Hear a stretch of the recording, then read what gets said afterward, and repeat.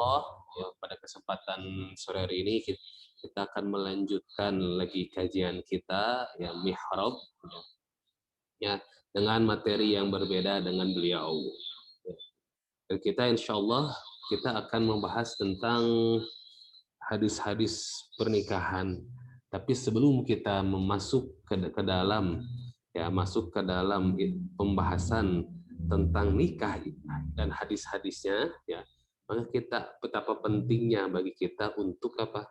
Untuk mengetahui, ya, makna nikah itu. Pertama secara bahasa, kemudian kalimat nikah itu, ya, ke dalam bahasa Arab, kemudian apakah kalimat nikah itu merupakan hakikat atau hanya sekedar majaz, kemudian pensyariatan nikah itu sendiri dalam Islam dan manfaat-manfaatnya, kemudian sifat nikah ketika zaman jahiliyah.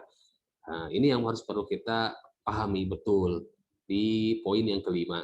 Karena ketika kita mengetahui sifat-sifat nikah pada zaman jahiliyah terdahulu, ya, apabila dibandingkan dengan sekarang, ya, dengan datangnya Islam, ya, dengan datangnya Islam, ya, dengan datangnya Islam, maka apa? Ya, Islam, ya, mengangkat derajat, harkat dan martabat derajat wanita, ya, dengan datangnya Islam. Ya, baiklah, ya, kita akan masuk sendiri kepada makna dari nikah itu sendiri secara bahasa. Ya. Yang pertama, ya, an-nikah itu bisa dikatakan ad-dhammu wat tadakhul. Itu apa? Berkumpulnya, ya, berkumpul dan masuk.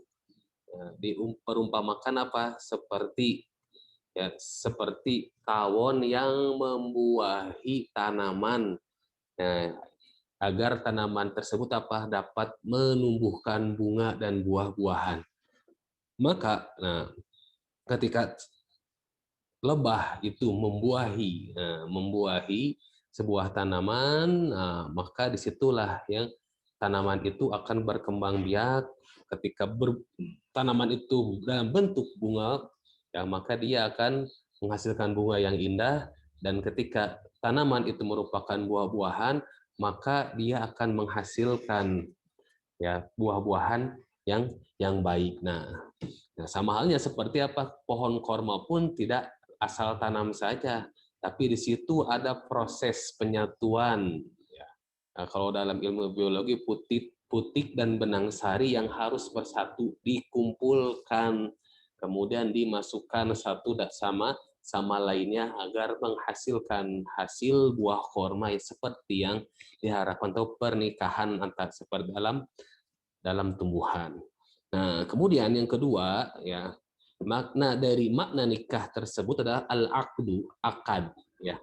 Yang dimana dalam sebuah pernikahan, sebuah akad itu merupakan suatu kewajiban yang harus dilakukan sebelum ya, kedua insan, laki-laki dan perempuan itu ingin melaksanakan ke jenjang pernikahan, maka mereka harus melalui akad nikah tersebut.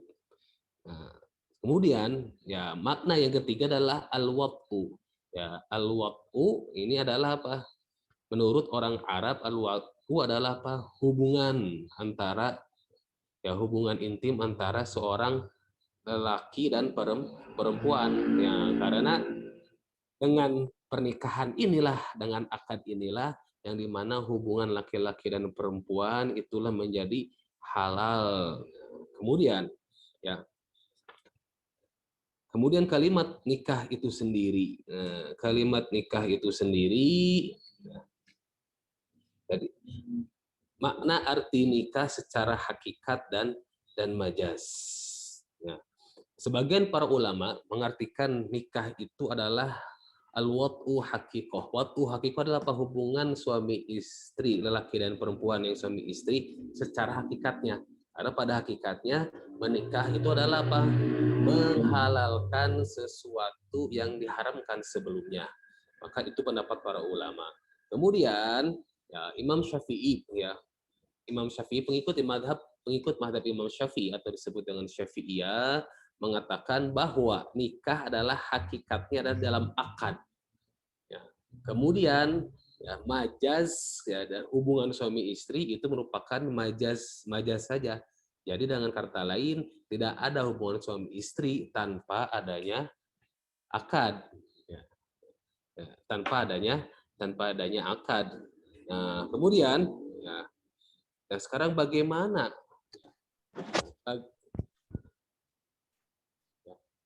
ya, terus kemudian bagaimana posisi kemudian bagaimana nikah itu dalam ya, zaman jahiliyah.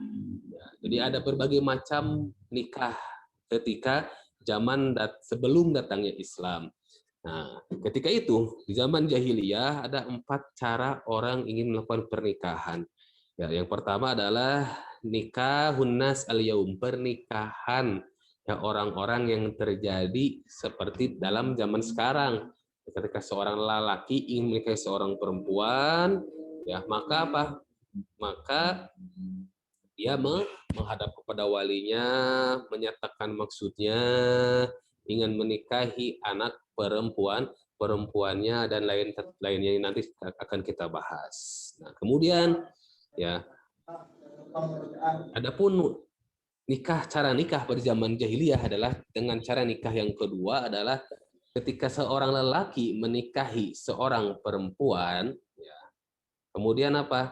Kemudian perempuan itu digaulinya, ya, kemudian perempuan ini diasingkan, ya, diasingkan sampai dapat diketahui dia hamil atau tidak.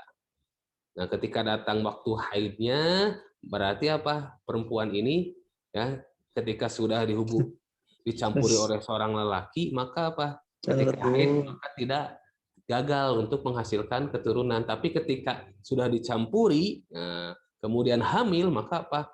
Laki-laki ini bebas, terserah mau mengambilnya kembali jadi seorang istri atau mencampakkannya. Nah, ini nikah ketika zaman jahiliyah.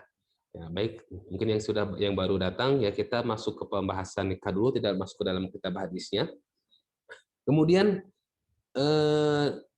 cara nikah yang ketiga yang berlaku di zaman jahiliyah adalah ya, ketika ada satu orang ya, perempuan dan diinginkan oleh 10 orang laki-laki, ada 10 orang laki-laki yang ingin menikahi satu perempuan, dalam artian berebut menikahi satu perempuan ini.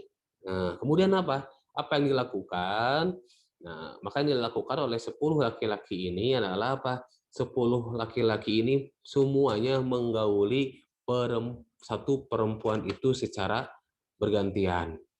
Kemudian, ya, kemudian apa? Nah, ketika perempuan ini hamil, nah, maka perempuan ini menunjuk ya dengan sesuka hati siapa yang pantas menjadi suaminya dan menjadi ayah dari anak yang dikandungnya. Maka 10 laki-laki ini ketika ditunjuk maka apa? Tidak mempunyai apa? Kekuatan, tidak bisa menolak.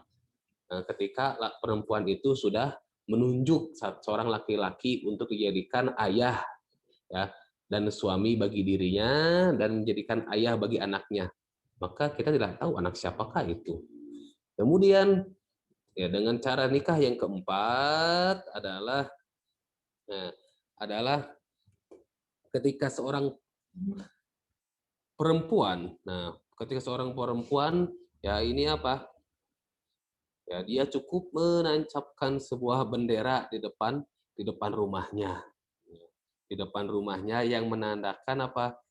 Perempuan ini ingin menikah dan digauli ya, oleh seorang laki-laki.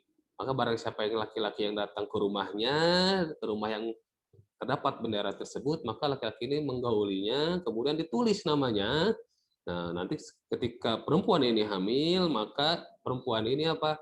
Cukup menunjuk lelaki tersebut yang telah menggaulinya yang akan menjadi suami dan akan menjadi ayah dari anak yang dikandungnya. Maka kita dapat melihat ya, kita dapat melihat dari historis ya, tata cara nikah di zaman jahiliyah ya, yang bertahan sampai sekarang adalah yang pertama, seperti yang kita lakukan, yang kita temukan dan kita alami bersama, itu yang pertama ya. Maka dari sisa yang tiganya adalah nikah jahiliyah, yang dimana kita dapat melihat ya perempuan hanya dijadikan objek hawa nafsu nafsunya saja, apalagi terlebih dengan cara nikah yang kedua. Ketika sudah digauli seorang perempuan yang dinikahi, digauli, maka diasingkan sampai dia ketahuan bisa hamil atau tidaknya.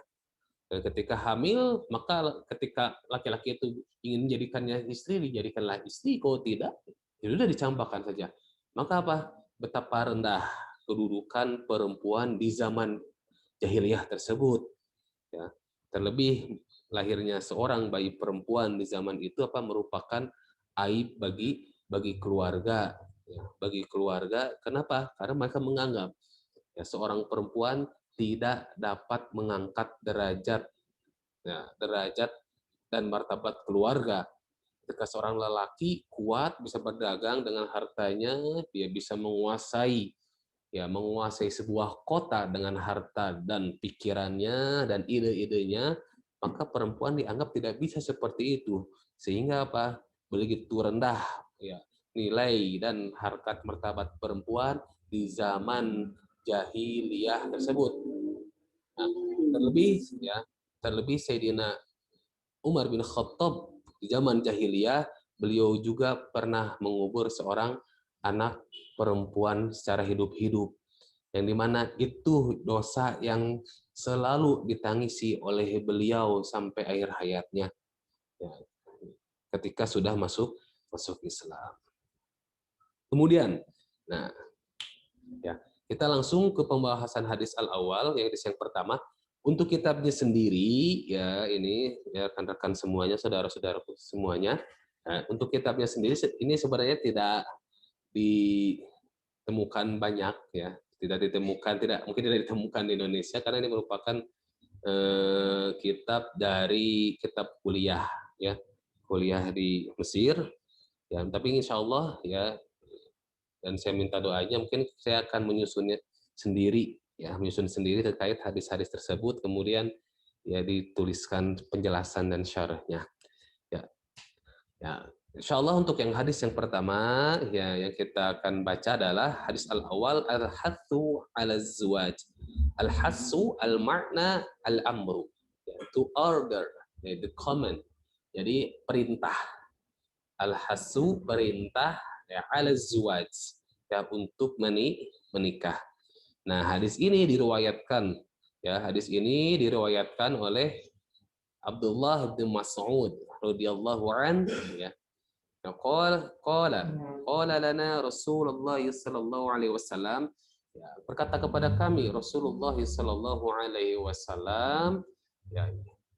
Kemudian ya ma'syarasy syabab ya ma'syarus sabab, wahai para pemuda ya, man istata'a minkumul ba'ah falyatazawwaj, barang siapa yang mampu di antara kalian ya untuk menikah, maka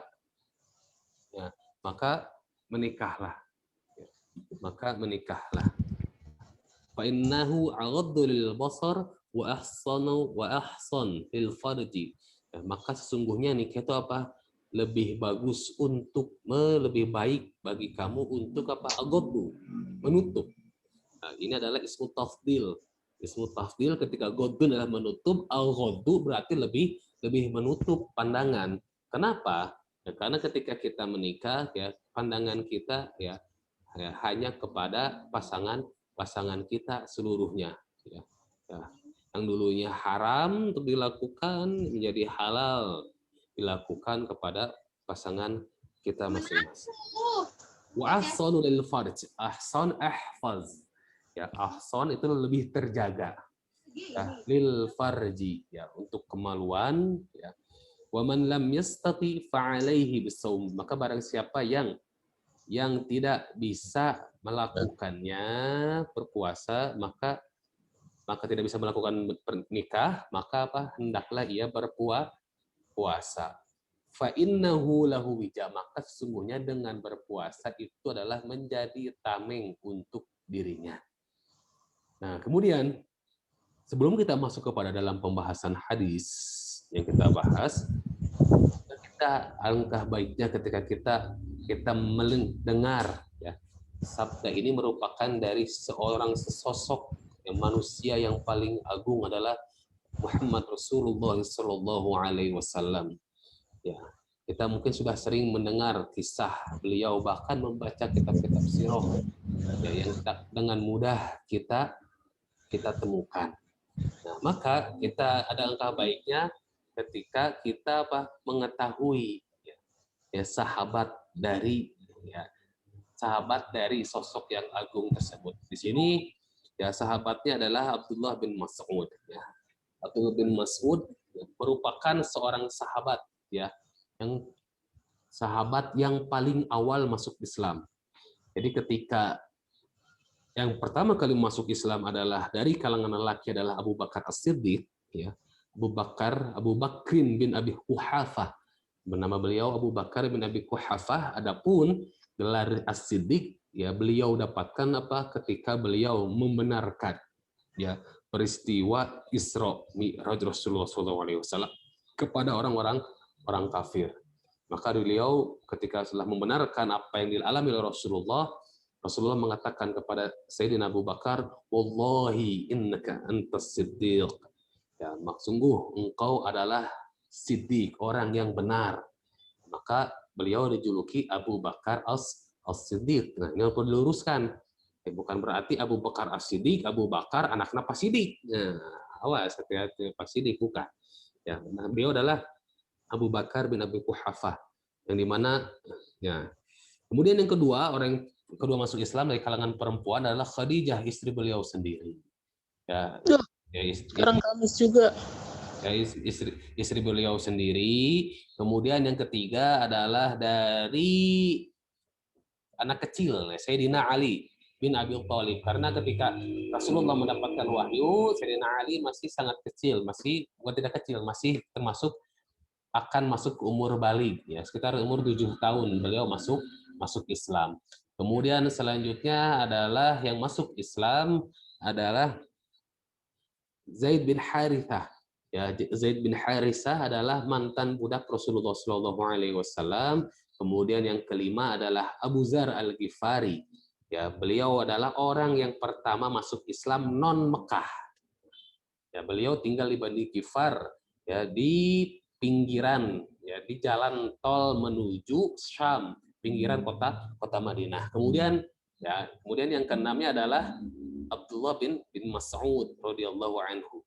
Nah, kemudian lihat dari sosok Abdullah bin Mas'ud, beliau dilahirkan dari seorang perempuan. Nah, seorang perempuan mantan hamba sahaya. Mantan hamba sahaya. Ya, mantan hamba sahaya. Ya, maka sering Abdullah bin Mas'ud disebut dengan ya Ibnu Ummil Abad, anaknya seorang ya hamba sahaya perempuan. Nah, tapi ibunya sudah dibebaskan, ya, sudah dimerdekakan. Menjadi kebiasaan orang Arab ketika itu, ya meskipun seorang hamba sahaya sudah dibebaskan, maka tetap ya, sifat identik hamba, ya anggapan atau status hambanya tidak hilang dari orang tersebut, yang mantan hamba tersebut, ya, dari mantan hamba tersebut. Maka Abdullah bin Mas'ud dikatakan Ibnu Ummi Abad, ya, anak dari seorang hamba sahaya perempuan. Nah, tetapi inilah agungnya Islam. Ketika Islam datang, Islam datang memperbaiki tatanan sosial yang ada di masyarakat Arab jahiliyah ketika itu. Ya, Islam merubah pendapat orang-orang yang mengatakan hamba sahaya itu adalah yang hina. Maka Islam mengubah segalanya. Kemudian ketika zaman itu terkenal dengan rasisme karena warna kulit, Islam datang menghapus semuanya. Ya, bahkan seorang hamba sahaya ya yang dicintai oleh Rasulullah SAW dengan suara merdunya Bilal, ya, Bilal bin Rabah, beliau berkulit hitam karena berasal dari negara Habasyah, Ethiopia. Tapi apa, beliau menjadi Islam dan terangkat derajatnya. Maka bisa dikatakan ya sesungguhnya tokoh pertama yang memerangi yang memerangi masalah rasisme adalah Rasulullah Shallallahu Alaihi Wasallam. Ya, ketika perempuan dianggap rendah, Islam angkat derajat perempuan. Ketika seorang hamba sahaya dianggap rendah di mata manusia pada zaman itu, ya datangnya Islam dan dibawa oleh Rasulullah SAW mengangkat derajat orang tersebut. Ya, maka Sayyidina Bilal adalah orang yang pertama dari seorang budak hamba sahaya yang masuk Islam. Dan Ibnu Abdullah bin Mas'ud, nah beliau adalah orang yang lahir dari seorang ibu yang mantan budak perempuan. Nah, kemudian Sayyidina Abdullah bin Mas'ud sendiri, ya Islamnya beliau itu adalah ketika Rasulullah Shallallahu Alaihi Wasallam, ya, ketika Abdullah bin Mas'ud itu sedang menggembalakan kambing karena penghidupan rezeki beliau, mata pencaharian beliau, Sayyidina Abdullah bin Mas'ud adalah ketika di Mekah adalah apa? Menggembalakan kambing orang. Berarti apa? Orang yang disuruh untuk mengembalakan kambingnya, kemudian beliau mendapatkan upah dari mengembalakan kambing tersebut. Kemudian Rasulullah SAW ya melihat dalam artian lewat ya ke kerumunan kambing yang digembalakan oleh Sayyidina Abdullah bin Mas'ud. Kemudian Rasulullah Shallallahu Alaihi Wasallam ya ingin memegang kambing tersebut ya untuk dikeluarkan air susunya. Kemudian Sayyidina Abdullah bin Mas'ud mengatakan, wahai Muhammad, kambing itu tidak mengeluarkan air susu. Tapi kemudian apa? Ketika Rasulullah Shallallahu Alaihi Wasallam ya mencoba memeras ya puting dari kambing tersebut, ya, dengan kehendak Allah, kambing yang disentuh oleh Rasulullah Shallallahu Alaihi Wasallam yang itu mengeluarkan air susu yang sangat banyak. Dan dari peristiwa itulah Sayyidina Abdullah bin Mas'ud masuk Islam. Ya. Dan beliau juga adalah orang yang, beliau adalah orang di karangan para sahabat yang paling hafal terhadap Al-Quran. Ya. Karena sabda Rasulullah SAW, ya, khudil Quran anil arba'. Ya, ambillah Al-Quran itu dari 4 sahabat. Ya, yang pertama adalah Abdullah bin Mas'ud, ya, kemudian ada Abdullah bin Mas'ud, kemudian Zaid bin Sabit, kemudian Ubay bin Ka'ab, kemudian ada yang mengatakan Abdullah. Di sini ada Abdullah mengatakan Abdullah bin Umar, ada yang mengatakan Abdullah bin Amr bin As. Ya, tapi yang jelas yang pertama adalah Abdullah bin Mas'ud karena beliau adalah orang yang pertama ya dari para penghafal Quran yang masuk Islam dan mengetahui ya, di mana Quran itu turun dan asbabun nuzul, penyebab turun peristiwanya apa yang menyebabkan Al-Quran tersebut turun. Dan bahkan Sayyidina Abdullah bin Mas'ud sendiri, beliau adalah orang yang pertama kali membacakan Al-Quran secara keras di hadapan orang-orang kafir Quraisy. Yang menyebabkan apa? Beliau, Sayyidina Abdullah bin Mas'ud dipukuli, ya, digebuk, ya, dikeroyok oleh orang-orang kafir Quraisy. Beliau membacakan surat Ar-Rahman ketika itu.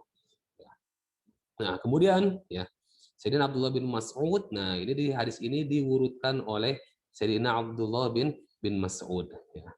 Nah, kita membahas tentang pernikahan sekarang.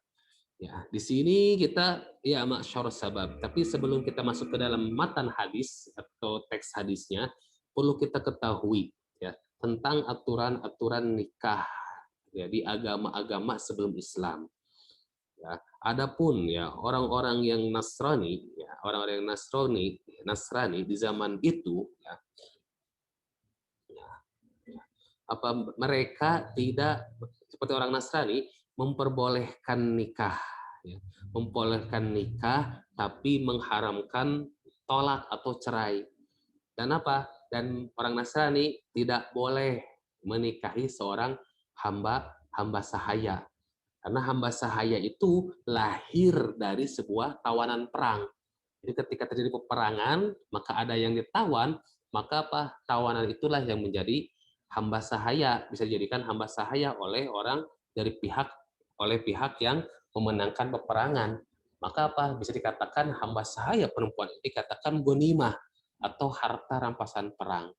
Maka harta rampasan perang sebelum Rasulullah SAW ya itu diharamkan, termasuk orang Nasrani. Maka orang Nasrani itu di zaman itu tidak menerima, ya, ya, ya tidak menghalalkan ya gonimah harta rampasan perang, termasuk hamba saya perempuan ya, untuk dinikahi, maka haram untuk dinikahi.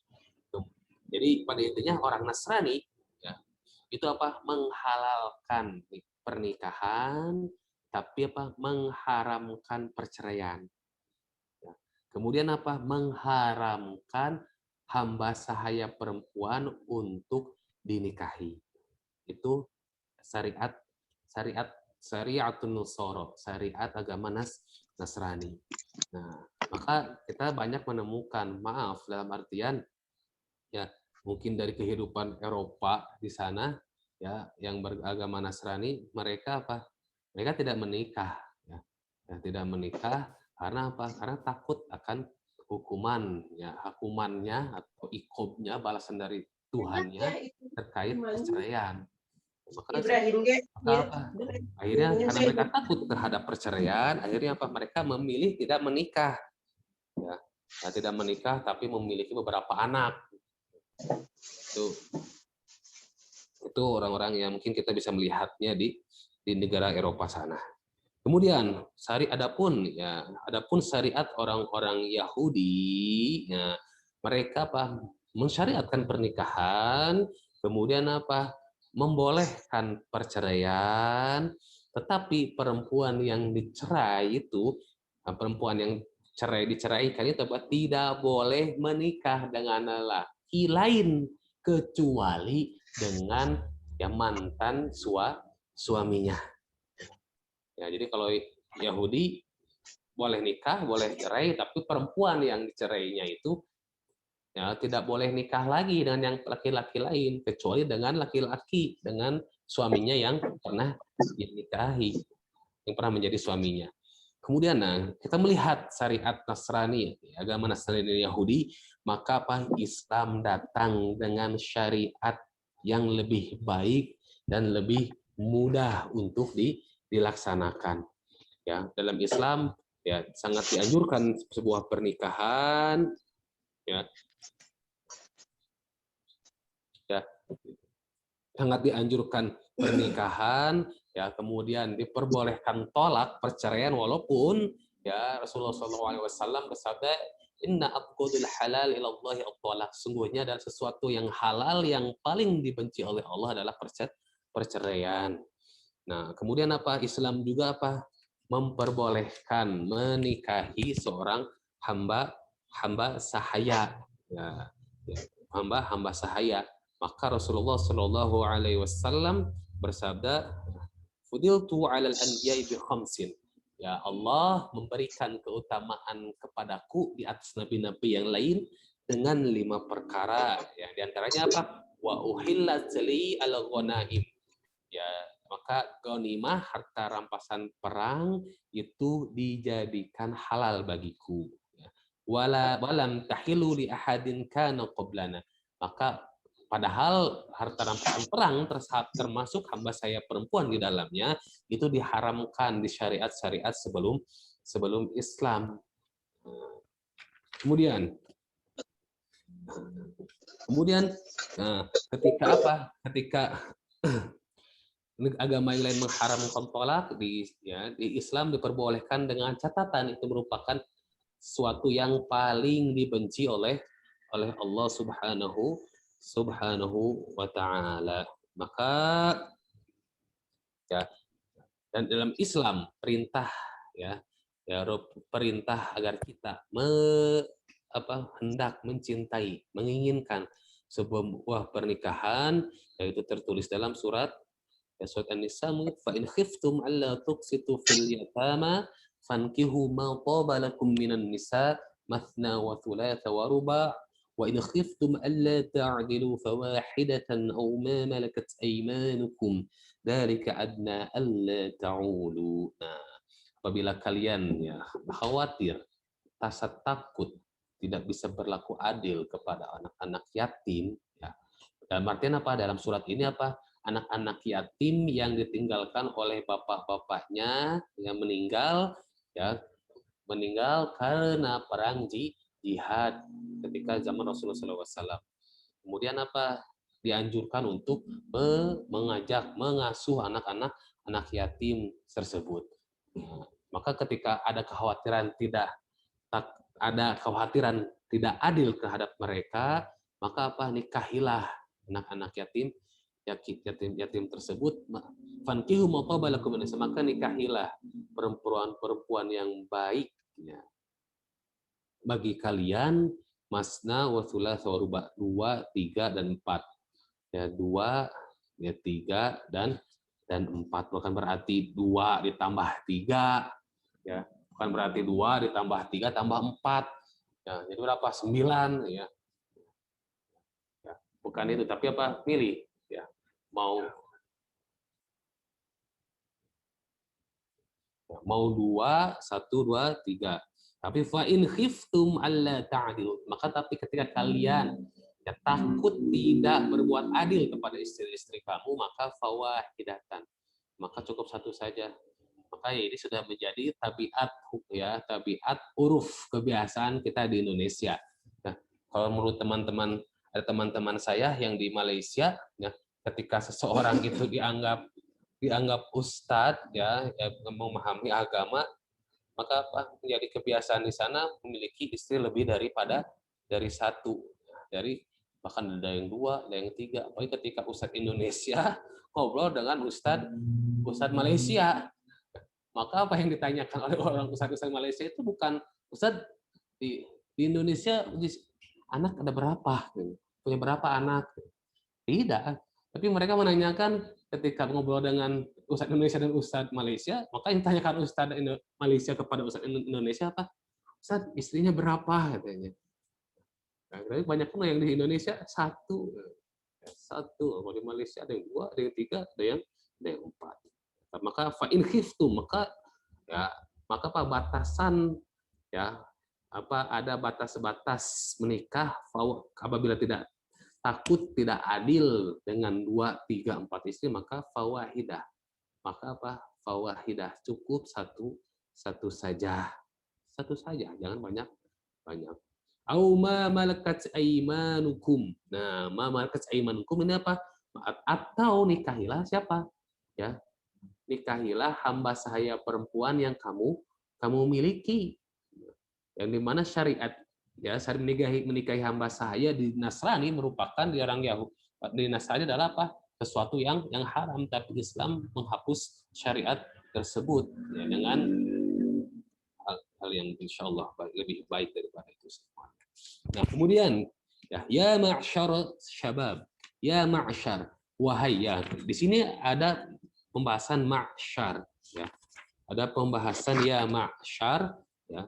Ma'syar ini apa? Ta'ifatun minal khalqi, sekelompok. Nah, ya, sekelompok, ya, bisa dikatakan kelompok manusia, jin, ya, tetapi memiliki satu sifat yang sama. Ya ma'syar syabab. Nah, syabab ini apa? Laki-laki dan perempuan. Masuk dalam satu sifat apa? Sifat dari usianya. Ya, yang dimana kisaran umur 15 sampai umur 35 tahun ya syabab. Ya syabab. Kenapa kok hadis ini ditunjukkan kepada ya ma'syar syabab? Syabab adalah pemuda-pemuda. Berarti kalau misalnya di antara teman-teman semuanya ada yang umur 30 tahun misalnya, ya masih pemuda dikatakannya gitu kan. Ya, masih dikatakan pemuda. Karena hitungannya adalah kisaran 15 sampai 35. Oke. Kenapa Rasulullah Shallallahu Alaihi Wasallam mengajak atau memerintahkan pemuda untuk segera segera menikah. Karena kenapa?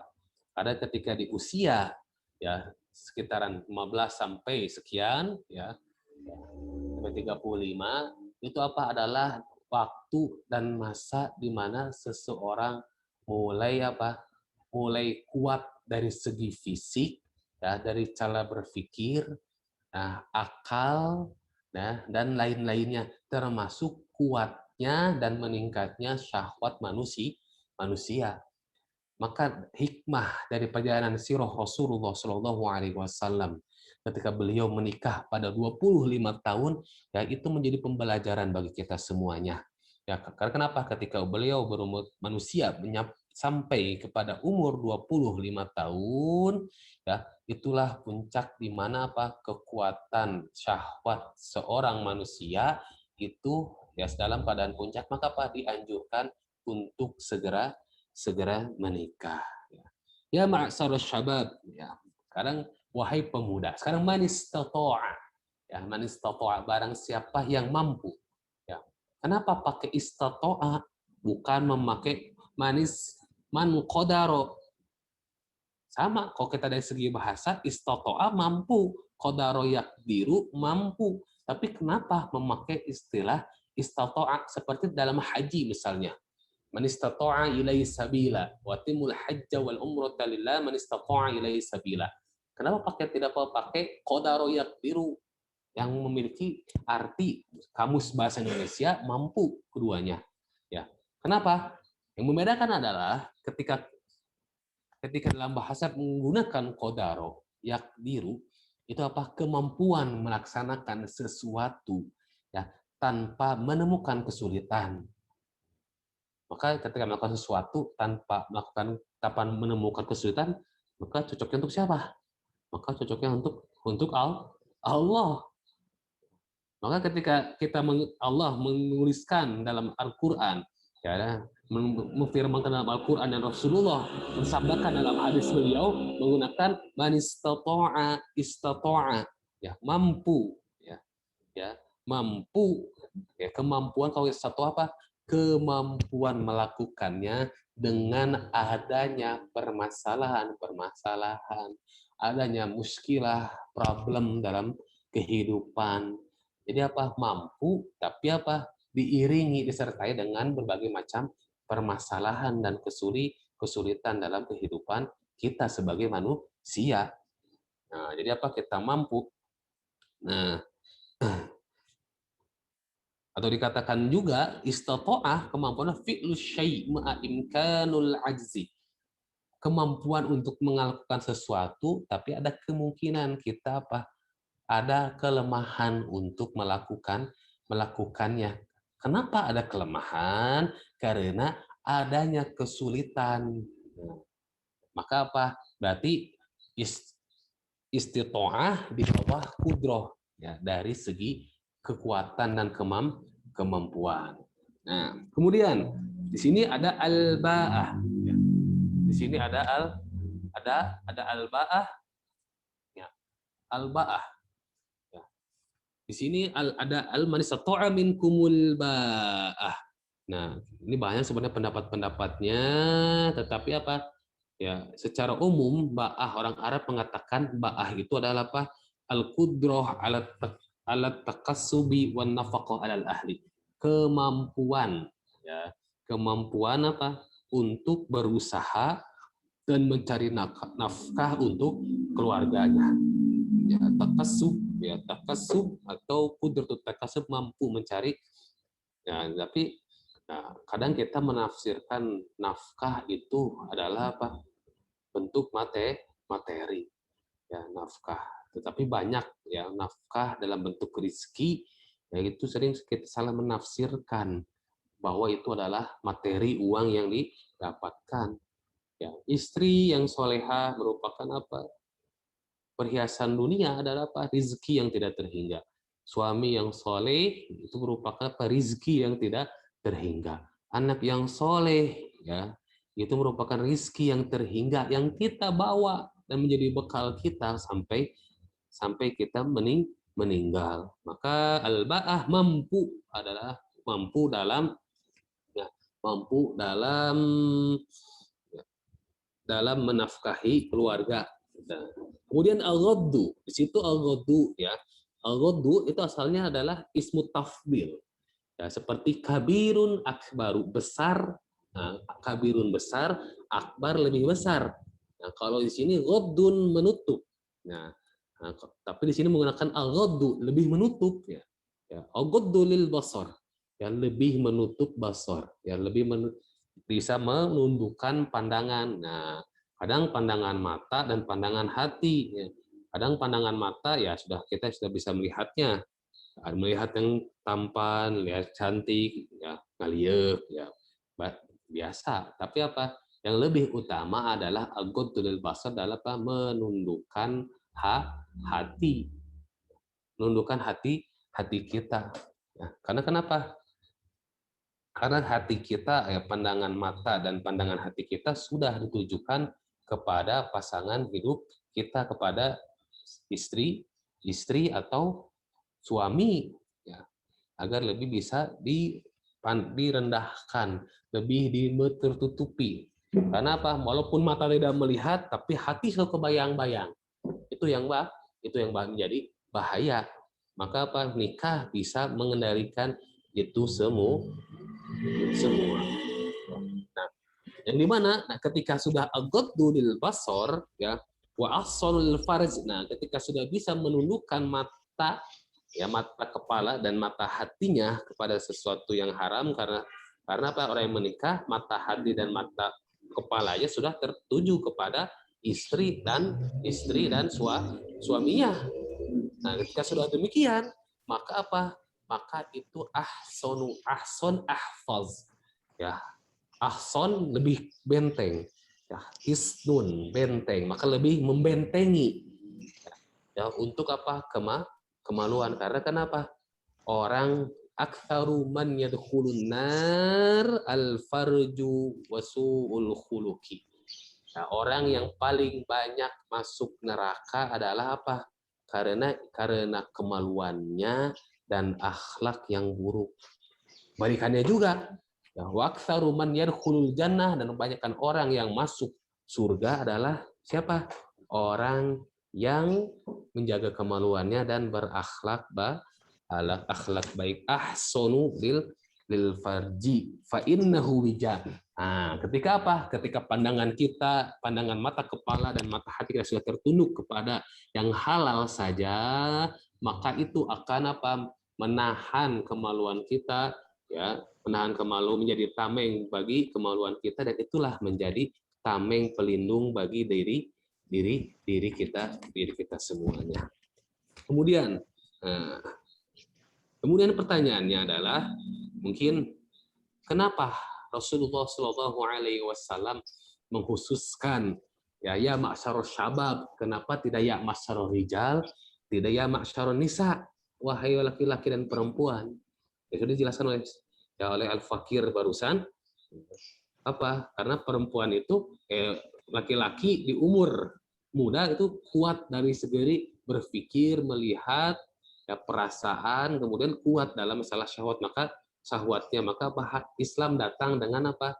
Ya, menyalurkan syahwatnya dengan cara yang halal, yaitu dengan cara menikah.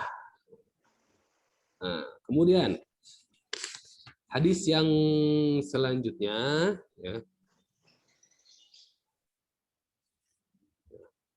Hadis yang selanjutnya adalah tentang at-tahdhir minal i'rad dan minan nikah, yaitu adalah apa? Peringatan, ya bagi siapa-siapa yang menentang pernikahan. Ya. Dari sini dari Anas bin Malik radhiyallahu anhu, ya, anna nafaron min ashabin nabi, bahwasanya ada beberapa orang dari sahabat Nabi sallallahu alaihi wasallam, sa'alu, mereka bertanya, ya, kepada siapa? Azwajan Nabi, bertanya kepada istri-istri Nabi. Banyak ada sahabat yang datang kepada istri Nabi, kemudian bertanya,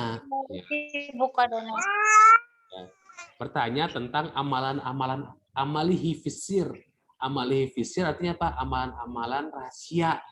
Ya, mereka, Ya, aman-aman rahasia. Jadi ketika ada diskusi dengan istri Nabi, kemudian ada yang keceletuk dalam artian apa? Kebablasan ngomong tentang amalan mereka. Di antara mereka yang mengatakan, amalan saya adalah la atazawwajun nisa. Saya tidak menikahi perempuan. Kemudian ada yang mengatakan lagi, la akul lahma. Saya tidak memakan daging. Ya. Wa qala ba'duhum, dan sebagian di antara mereka apa? La anamu ala firashi.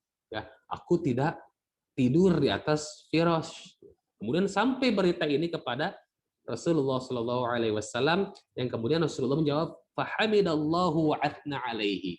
Ya, segala puji bagi Allah, ya, dan puji-pujian hanya untuknya. Kemudian Rasulullah bersabda, faqala, mengatakan, bersabda, ma balul aqwamin, kenapa orang-orang mengatakan qalu hakadha hakadha. Hakadha hakadha itu apa maksudnya?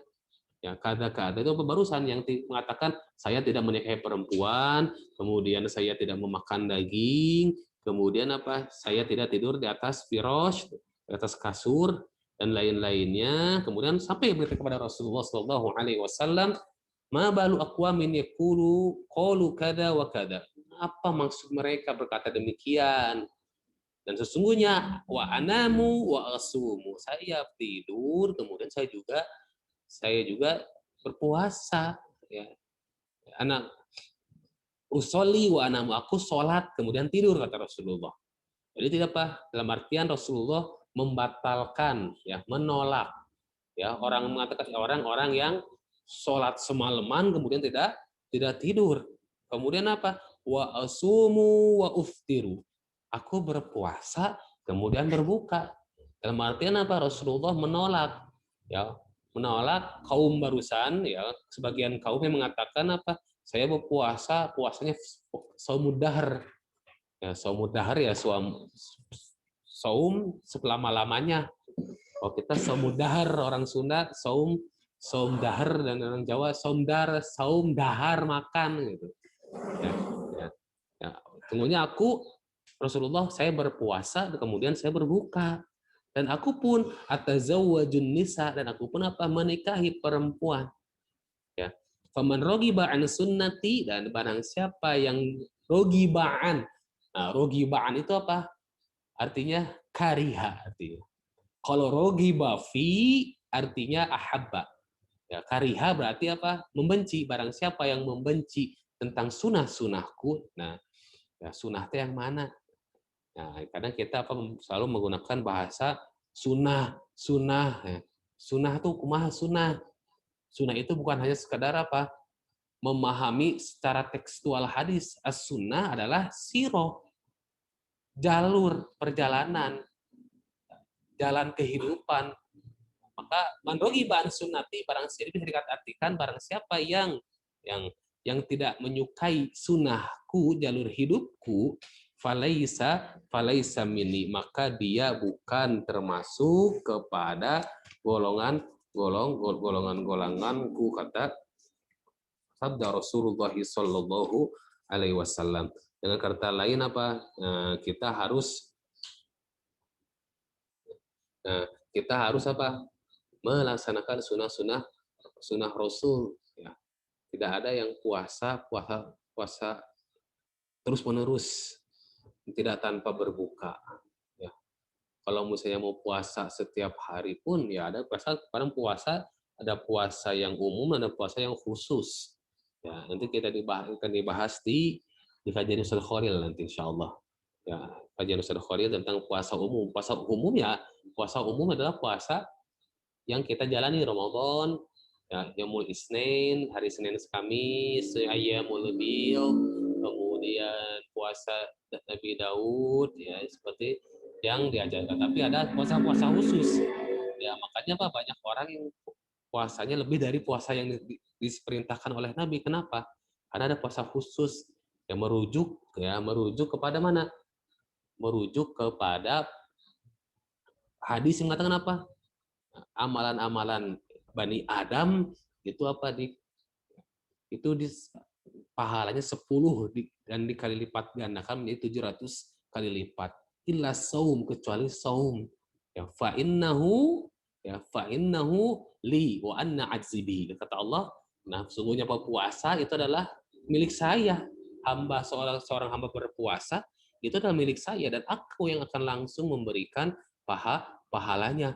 Maka ketika ada saudara kita yang puasanya mungkin di luar puasa yang disunahkan Rasulullah, ya mungkin mereka berpuasa apa? Karena mereka mempunyai hajat kepada Allah dengan puasa. Agar apa? Dengan maksud hajatnya dikabulkan, karena dengan puasa langsung Allah yang memberikan pahalanya tanpa ada hitung-hitungan, mungkin bisa lebih dari 700 kali lipat pahala yang didapatkan. Kemudian kita bahas tentang Sayyidina Anas sendiri. Ya, Sayyidina Anas bin Malik. Ya, Sayyidina Anas bin Malik beliau merupakan sahabat Rasulullah Sallallahu Alaihi Wasallam. Di mana beliau adalah yang sering yang menjadi pembantu Rasulullah Sallallahu Alaihi Wasallam. Ya, mungkin kita sering mendengarkan ya orang-orang tua terdahulu. Ketika sahabat Rasulullah Sallallahu Alaihi Wasallam datang ke Madinah, ketika Rasulullah Sallallahu Alaihi Wasallam datang ke Madinah, kemudian para sahabat itu memberikan apapun yang dimiliki kepada Rasulullah. Ada yang memberikan harta, ada yang memberikan tanah, ada yang memberikan onta, ada yang memberikan makanan, ada yang memberikan segalanya. Nah, tapi ibu dari Anas bin Malik tidak memiliki apa-apa. Ya, beliau hanya seorang perempuan janda miskin yang hanya memiliki anak laki-laki bernama Anas bin Malik. Akhirnya Anas bin Malik, ibunya menyerahkan, ya Rasulullah, if'al bibni ma tasya, lakukanlah perbuatlah sesuatu terhadap anakku seperti yang engkau kehendaki. Nah, akhirnya Rasulullah menjadikan Anas bin Malik itu pembantunya, pembantu beliau.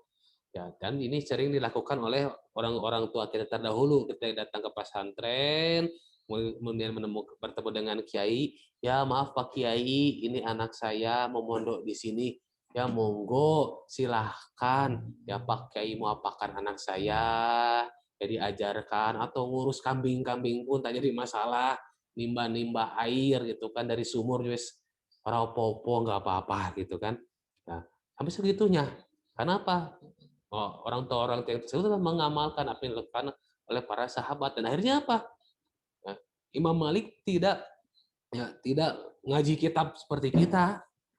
Tapi beliau mendapatkan keberkahan doa dari Rasulullah Shallallahu Alaihi Wasallam. Yang apa doanya? Ya Allahumma akthir, Allahumma tawil umrohu, wa akthir amwalahu wa auladahu. Ya Allah, perbanyaklah hartanya, panjangkan umurnya. Kemudian dan berikanlah banyak keturunan baginya. Dan doa Rasulullah Shallallahu Alaihi Wasallam mustajab. Ya, beliau sampai 106 tahun beliau berusia. Ada yang mengatakan 96, yang mengatakan 106 tahun. Kemudian beliau memiliki banyak harta. Bahkan beliau memiliki sampai wafatnya memiliki sekitar 90 cucu dan anak dan cucu berkat doa Rasulullah Shallallahu Alaihi Wasallam ketika itu. Oke. Kemudian yang menjadi pembahasan Anas bin Malik, beliau seorang pembantu Rasulullah, bahkan beliau Anas bin Malik pernah mengatakan, maqala li Rasulullah sallallahu alaihi wasallam ufqat. Rasulullah tidak pernah mengatakan kata ufin kepadaku walaupun satu kali. Dalam artian ketika Sayyidina Anas bin Malik mengabdi kepada Rasulullah sallallahu alaihi wasallam, tidak pernah satu kata pun nada membentak. Itu kan katanya umum, bisa itu yang paling kecil. Nah, berarti yang lebih gede lagi dasar kamu bodoh. Nah, masalah contohnya. Kamu ngerti tidak? Nah, maka Rasulullah tidak pernah mengatakan hal-hal yang merendahkan Anas bin Malik. Maka bagi kita yang memiliki mungkin ketika kita memiliki pembantu atau pekerja di rumah, maka jangan sekali-kali walaupun dia salah, ya jangan kita mengucapkan hal-hal yang buruk yang menyakiti orang tersebut. Kemudian di sini yang menjadi pertanyaan ya tentang jumlah berapa banyak orang-orang yang datang tersebut kepada Rasulullah. Karena apa? Ja'a nafarun, ya, ja'a aqwamun. Ya, dalam riwayat hadis mengatakan dalamnya adalah ada 3 orang katanya. Ali bin Abi Thalib, kemudian ada Abdullah bin Amr bin As. Kemudian dia mengatakan Utsman bin Maz'un di situ. Di situ. Ya, dia mengatakan saya sholat, kemudian saya tidak tidur, kemudian saya tidak menikah, kemudian saya dan lain-lainnya. Oke. Kemudian kenapa pertanyaannya? Kenapa Rasulullah SAW mengakidkan akadar sahabi al-jalil al-layl? Kenapa apa? Kenapa sahabat menekankan menyebutkan tentang malam ya, fisolah dan perempuan. Jadi mendudukkan menyebutkan pertama sholat, kemudian menikah. Nah, karena kenapa? Sholat itu merupakan tiang agama, maka pas saya sholat terus tanpa tidur. Nah, kemudian kenapa disebutkan an-nisa? Ya, karena kenapa? Nah, ya, karena perempuan apa? Karena dalam perempuan itu banyak apa? Banyak godaannya. Ma taraktu min dzukuri ummati a'dhamu fitnatin minan nisa, dan aku tidak meninggalkan cobaan yang lebih besar bagi umatku, lebih besar daripada godaan, cobaan, fitnah dari seorang perempuan. Ya, maka ketika kita memiliki seorang anak perempuan, kakak perempuan, adik perempuan, kemudian tetap ya, maka apa? Kita harus alangkah baiknya ketika kita menjaga, menasehati, ya, menasehati. Jangan diam ketika salah, jangan diam. Ya, maka apa? Katakanlah dengan cara yang baik, mengingatkan. Nah, adapun ketika kita sudah mengingatkan, ya maka apa? Kita sudah menunaikan kewajiban kita sebagai orang muslim dengan mengamalkan wa tawassaw bis sabri wa tawassaw bil haqqi. Saling menasihati dalam kesabaran dan saling menasihati dalam kebenaran. Kemudian apa? Poin selanjutnya adalah apa? Ada yang mengatakan la aqulu lahma, aku tidak memakan daging. Kenapa? Rasulullah SAW apa? Ya, Rasulullah SAW mengakidkan, menekankan, ya tidak boleh mengharamkan sesuatu yang sudah dihalalkan oleh Allah Subhanahu wa Ta'ala. Maka Rasulullah mengatakan al halalu bayyinun, perkara halal itu apa? Jelas. Wal haramu bayyinun, dan perkara yang haram juga jelas. Wa bainahuma umurun mushtabihat. Di antara keduanya ada perkara-perkara syubhat. Maka dagingnya kalau di Arab ya berarti daging kambing, daging onta yang mana halal untuk dimakan. Tapi mengatakan sahabat yang mengatakan aku tidak memakan daging. Kemudian ya pertanyaannya, sekarang hukum nikah itu sendiri. Nah, sebenarnya hukum nikah tersebut ya berbeda. Ya, akan bisa menjadi halal, ya mubah, boleh bisa menjadi makruh, bisa menjadi haram, bahkan bisa menjadi haram hukum nikah tersebut. Nah, pertanyaannya bagaimanakah pernikahan itu bisa menjadi sesuatu yang mubah, yang boleh dilakukan? Nah, jawabannya adalah apa? Ketika seseorang sudah timbul syahwatnya, kemudian apa? Ingin menyalurkannya kepada sesuatu yang halal, ya, dengan kepada perempuan yang halal dengan cara menikah. Maka dalam posisi ini hukum pernikahan menjadi sesuatu yang mubah dan halal. Yang tadinya segala sesuatunya haram menjadi halal dengan pernikahan tersebut. Kemudian ya ketika hukum nikah menjadi sunnah adalah apa? Ketika seseorang itu apa? Menyukai pernikahan, menyukai pernikahan, tapi menyukai pernikahan, tapi juga tidak menolak Jadi apa antara-antara di antara keduanya maka menjadi sunnah. Ya boleh, saya senang nikah, suka nih orang nikah, tapi saya tidak terlalu tertarik dengan nikah gitu. Misalnya seperti itu. Kemudian ya bahkan ada yang makruh ya. Ada yang makruh ketika apa? Ketika pernikahan itu tanpa didasari oleh ilmu ya, yang mumpuni. Karena kenapa saya ingin membahas tentang masalah hadis-hadis ini? Karena saya lihat di berita kasus-kasus perceraian itu meningkat. Saya khawatir ketika orang-orang menikah itu hanya modal karena cinta. Nah, cinta identik dengan sesuatu yang indah. Nah, ketika sudah menikah dan keindahan itu sudah hilang karena apa? Tahu keburukan masing-masing dari suami dan istri tersebut. Akhirnya apa? Karena modal cinta tanpa ilmu, akhirnya apa? Tahu keburukan masing-masing, indahnya hilang. Ketika indahnya hilang, cintanya pun hilang. Maka apa? Ketika seperti itu, jalannya tempuh adalah perceraian. Naudzubillah waliyadzubillah. Itu kan makruh. Kemudian ya, ketika hukum nikah itu menjadi haram, kapan pernikahan itu menjadi haram? Nah, ya, pernikahan itu menjadi haram ketika apa? Ketika salah satu pihak tidak bisa melaksanakan kewajiban satu sama lain. Terlebih dari itu, ketika salah satu pihak ingin menyakiti pihak yang lain. Contohnya suami ya menikah, ya, menikahi perempuan dengan tujuan apa? Ingin menyakiti perempuan tersebut, ingin balas dendam misalnya, ya, karena bapaknya dulu pernah disakiti oleh bapaknya, gitu kan? Maka bapaknya sudah meninggal, pengen balas dendam kepada anak perempuannya dan lainnya atau apa dan lain-lainnya. Maka pernikahan itu menjadi haram. Yang menjadi pokok inti adalah ketika kita ingin ya menikah, ya, pendidikan pernikahan yang harus didasari dalam pernikahan adalah ilmu dan amal. Tidak cukup dengan hanya modal cinta, ya. Karena cinta pakai H gede. Ya, kalau dalam sifat itu ada rohwahnya, ada hamas yang mengalir nafas dan mengalir suara cinta gede. Ya, tidak cukup dengan itu. Ya, maka harus dengan ilmunya. Karena kenapa? Maka kita apa? Litaskunu ilaiha wa ja'ala bainakum mawaddatan wa rahmah.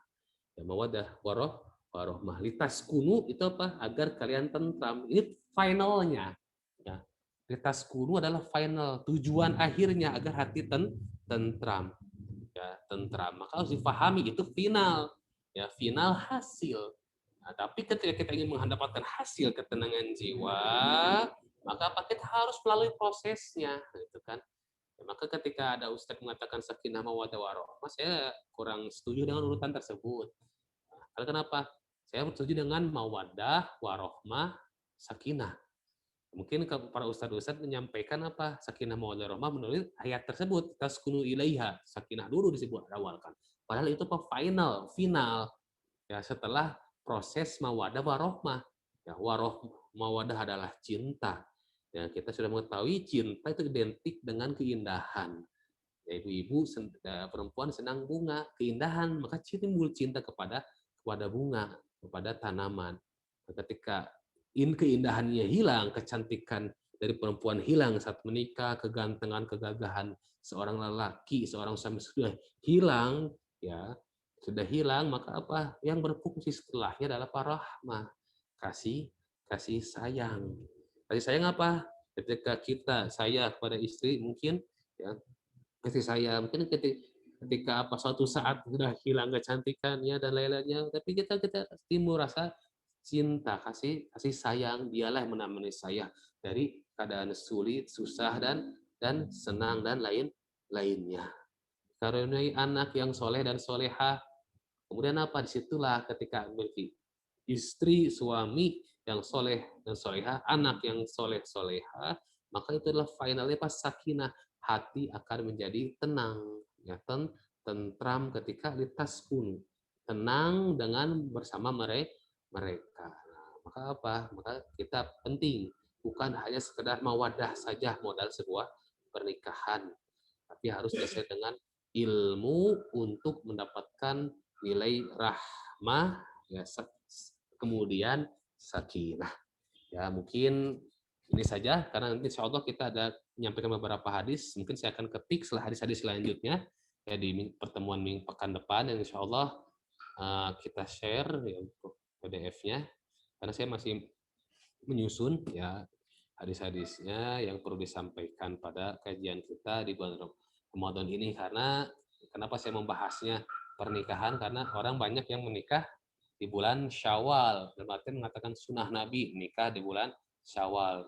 Sebelah situnya betul sunnah Nabi, tapi yang paling utama adalah kita mempersiapkan ya pernikahan anak-anak kita, saudara kita, kemudian mempersiapkan diri kita yang sedang menjalani pernikahan dengan ilmu agar mendapatkan nilai mawaddah, warohmah, kemudian sakinah, tentram dalam kehidupan di dunia dan akhirat. Ya, mungkin ini saja yang bisa Al-Fakir sampaikan kepada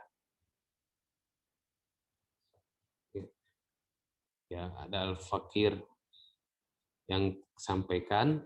Ya mungkin untuk pertanyaannya mungkin bisa dijapri saja ke admin Itkon untuk menanyakan nomor saya. Ya nanti mungkin mau bertanya di sini, apalagi kalau masalah nikah, jodoh dan lainnya kan masalah yang mungkin agak privacy, mungkin tidak disampaikan di umum. Mungkin ini saja yang bisa saya sampaikan ya. Nas'alullah ta'ala an yaj'al hadzal majlis khalisan liwajhillahil karim وينفعه إلى جميع المسلمين والمسلمات والمؤمنين والمؤمنات الأحياء منهم والأموات. اللهم انفعنا بما علمتنا وعلمنا ما ينفعنا وارزقنا علوما تنفعنا في الدين والدنيا والآخرة. اللهم ارزقنا فهم النبيين وحفظ المرسلين وإلهام الملائكة المقربين. اللهم إنا نعوذ بك من علم لا ينفع، من قلب لا يخشع، ومن نفس لا تشبع، ومن دعاء لا يسمع. ربنا هب لنا من أزواجنا وذرياتنا قرة أعين واجعلنا للمتقين إماما. رب اجعلنا مقيم الصلاة ومن ذرياتنا ربنا وتقبل دعاء. اللهم بارك لنا في أهلنا، اللهم بارك لنا في ذرياتنا وارزقنا برهم برحمتك يا أرحم الراحمين. وصلى الله على سيدنا محمد النبي الأمي وعلى آله وصحبه وسلم تسليما كثيرا والحمد لله رب العالمين. سبحانك اللهم وبحمدك أشهد أن لا إله إلا أنت أستغفرك وأتوب إليك. Terima kasih dan mohon maaf.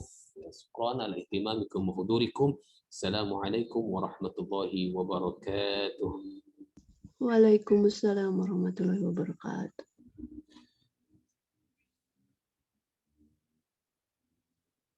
Ya, jazakallahu khairan.